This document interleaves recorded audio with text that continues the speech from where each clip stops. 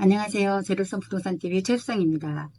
여러분, 전세나 월세로 살다가 이사 나갈 때 임대인의 일반적인 원상복구 비용 처리로 분쟁하거나 보증금에서 수리비용 공제하고 입금받으신 적 없으신가요? 얼마 전 저희 손님도 쓰리룸에 사시다가 만기 퇴실 하시고 임대인분이 집 상태 확인하셔서 정산내에서 보내주셨는데요. 방 하나 전체를 도배비용을 청구했더라고요. 자세히 보니까 벽에 부착용 옷걸이가 한 줄로 쭉 이어져서 붙여 있었더라고요. 체크해보니 저희 손님이 들어가기 전부터 설치되었었던 부분을 임대인은 전에는 이런 거 없었다고 완강하게 얘기하시더라고요. 그런데 다행히 저한테 사진이 보관되어 있어서 저희 손님은 크게 분쟁하지 않고 보증금을 제대로 받을 수 있었습니다. 이렇게 우리가 준비되지 않거나 혹은 제대로 알지 못하면 원상복구 비용으로 임대인의 일방적인 요구에 속수무책으로 당하는 경우가 많은데요. 오늘 원상복구를 임차인이 어디까지 부담해야 하는지, 그리고 임대인의 일방적인 요구에 어떻게 대응하는지에 대해서 말씀드리려고 합니다. 민법에서 임대인은 임대차 계약에 존속하는 동안 목적물을 사용 수익이 필요한 상태로 유지하게 할 의무가 있다고 명시되어 있습니다. 또 임차인은 선량한 관리자의 주의 의무를 가지고 주택을 사용 수익할 관리가 있는 대신 임대차가 종료되면 임차인은 목적물을 원상에 회복할 의무를 진다고 명시되어 있습니다. 여기서 원상이 회복할 의무에 대해서 임대인들은 2년든 4년든 계약 상태 그대로 원상 회복 의무를 얘기하시는 분들이 계시는데요. 그 뜻은 아니에요. 임차인의 고의나 과실 없이 통상의 사용으로 손상이나 마모 같은 것은 포함되지 않고요. 임차인의 고의나 과실에 대한 파손이나 훼손에 대해서 얘기하는 것입니다. 먼저 가장 분쟁이 많은 부분이 벽지, 장판, 마루, 그리고 타일이죠.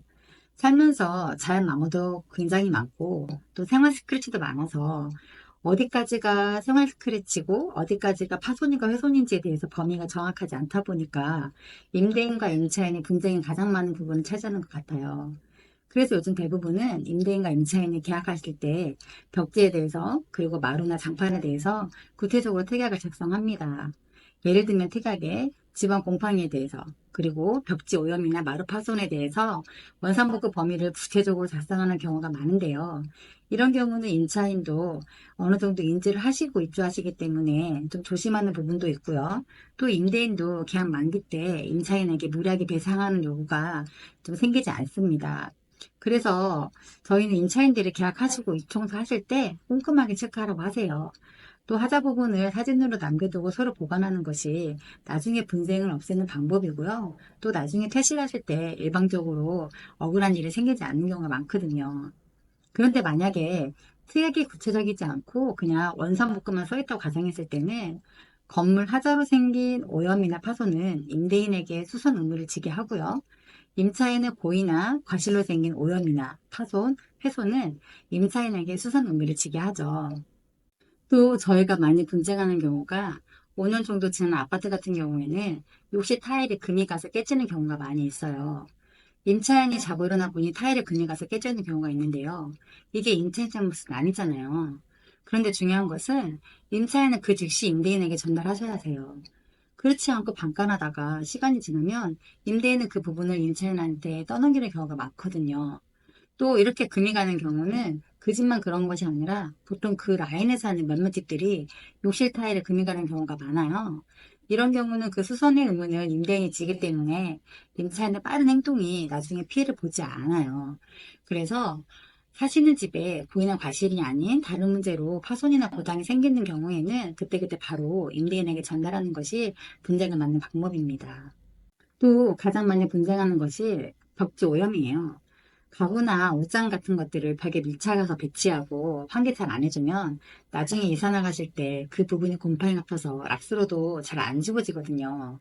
이런 경우는 임차인의 부지로 생긴 하자이기 때문에 임차인이 물어주고 나오는 경우가 많아요. 그래서 저희는 입주하시는 분들한테 가능한 모든 가구를 벽에서 5에서 10cm 정도 거리를 두고 배치하라고 합니다. 그러면 나가실 때 벽지가 아주 깨끗하거든요. 이 방법도 분쟁을 막는 또 하나의 방법입니다. 이렇게 여러 분쟁을 막기 위해서 임차인들이 입주 때 사진 찍고 나름 조심해서 사용한다고 해도 막무가내 진상 임대인을 만나면 임차인은 또 당하는 경우가 많은데요.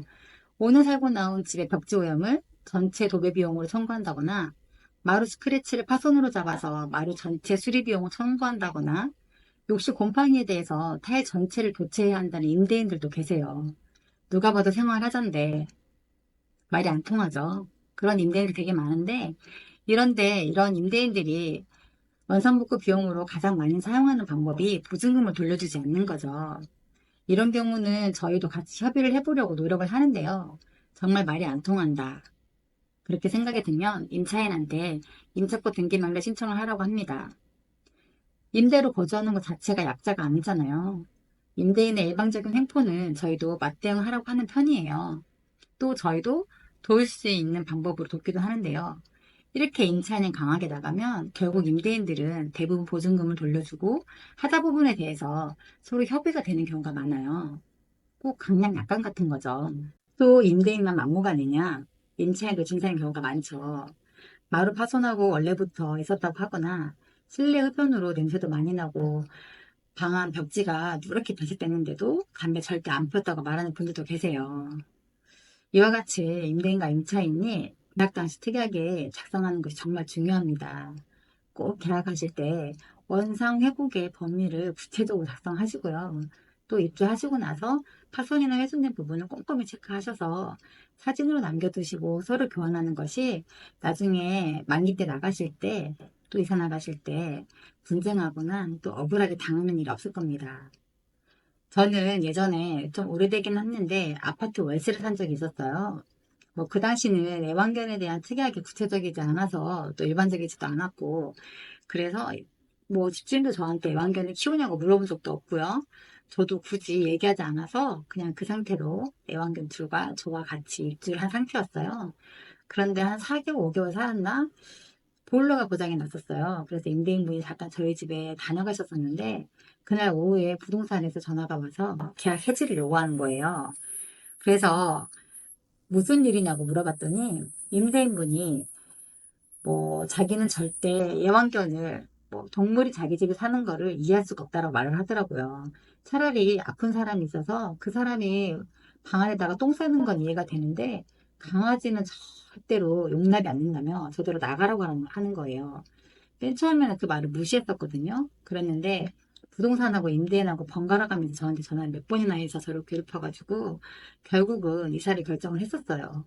그 이사를 나가는 날에 보증금 받으려고 했는데 임대인분이 방안 전체 도배 비용을 청구하는 거예요.